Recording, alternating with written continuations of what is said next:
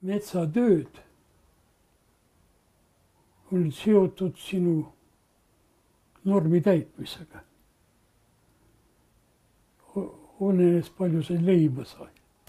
100%, kui sa teed, on 650 grammi. Siis vahepeal, kui vähem, siis 450 grammi.